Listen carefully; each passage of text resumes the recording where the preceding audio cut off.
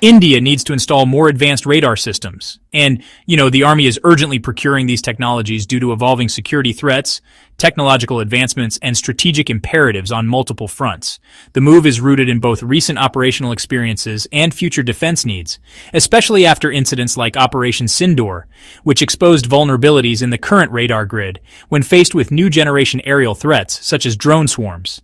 Modern aerial threats have become more sophisticated and, honestly, harder to detect.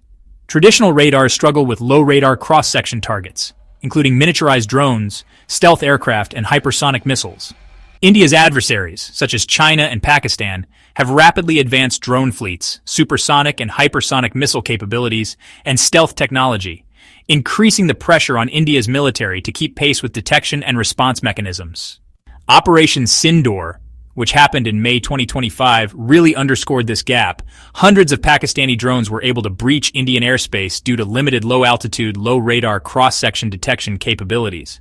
There's also a rise in cross-border UAV incursions, smuggling, and potential electronic warfare, which is compelling India to widen and strengthen its radar coverage, particularly along the northern and western borders. Advanced radar systems serve as the eyes and early warning backbone of air defense, providing detection, tracking, and identification of diverse aerial objects, from aircraft and helicopters to missiles and drones. The urgency for procurement is driven by several factors. The need to plug gaps in existing air defense networks exposed by recent drone incursions. Requirement for seamless coverage in mountainous, high-altitude, and heavily forested terrain, where traditional radars are less effective. The transition towards networked integrated air defense systems, such as Akash-Tir and the Akash-SAM network, really demands radars that are capable of real-time data sharing and rapid threat evaluation. This is crucial for enabling swift command decisions, especially in dynamic operational environments. India's defense research has, truly achieved global standards in radar technology. Notably, indigenous solutions like the Ashwini 4-dimensional AESA radar, the Uttam AESA for the Tejas fighter, and VHF or HPR systems with extended detection ranges are setting new benchmarks.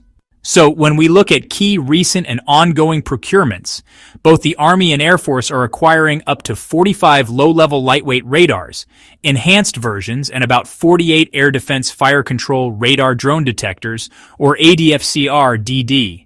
There are also new VHF systems and high-power multi-target tracking radars being inducted to significantly strengthen surveillance and defense capabilities.